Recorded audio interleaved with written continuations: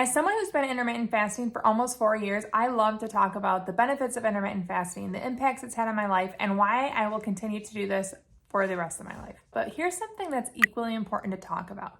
Fasting may not be the choice for everyone. Before we get into the specifics, I want to remind you, I am a fasting enthusiast. I do not have a medical or nutritional background. I just love to share my life as a faster. And these groups of people I've discovered through my reading. It is not based on any medical knowledge that I have. I'm just throwing it out there as a cautionary tale. If you're new to my channel and you're looking into fasting, if you fall into these groups, you may want to reconsider. This first group is very important to me. I'm a mom, I have 3 children, and I do not want them to intermittent fast until they're full-grown adults. And if they want to, then wonderful. However, children have to worry about growth and development, and they need food throughout the day to support that. As a full-grown adult, I'm not trying to grow and develop. If you are a child watching this or your child is considering it, even if it's for weight loss, it is not something that is supported for children. Speaking of children, number 2 on the list is a pregnant mother. When you are pregnant, you need to focus on nourishing your body and also the babies. And the best way to do that is to not focus on fasting, but to give yourself nutrients throughout the day. Intermittent fasting is something wonderful. You can do it before you're pregnant. You can do it after you're done with pregnancy. And the third, breastfeeding.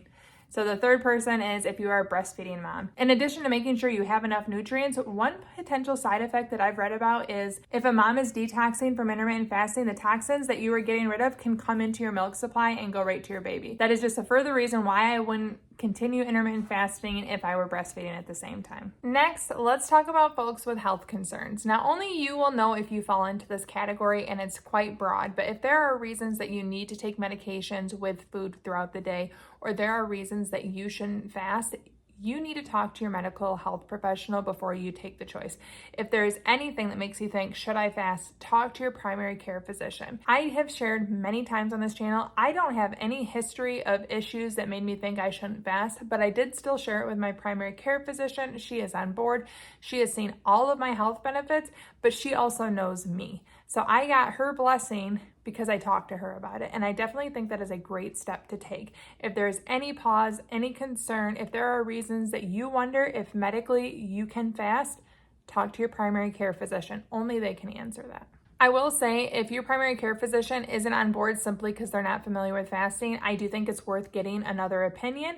However, I would still make sure that you consult a physician before you make a drastic lifestyle change if you think that it is a concern in your life. Last but not least is those that have a history with disordered eating. The unfortunate thing is if you have a past of anorexia, bulimia, binge eating, or any other eating disorder, fasting might trigger those old habits. Because fasting may lead to these unhealthy behaviors, it is definitely something that I would not consider if I had a history of eating disorders. It is essential to prioritize your mental and physical health over achieving a fasting lifestyle. Remember, foodies, there is not a one-size-fits-all approach to anything, and that includes intermittent fasting. Not only are there different schedules that you could follow, but the hard truth is it may not work for you. And you have to have that honest conversation with yourself to say, is this the lifestyle for me? And remember, if you do fall into any of those categories and fasting isn't the lifestyle for you, it's not the only way to pursue health. So I wish you well on your journey, even if it's not as a faster. If you are not in those groups and you don't know how to begin your fasting journey, you need this video right here where I share with you my best beginner tips. Thank you so much for watching. Ciao, Donna, ciao.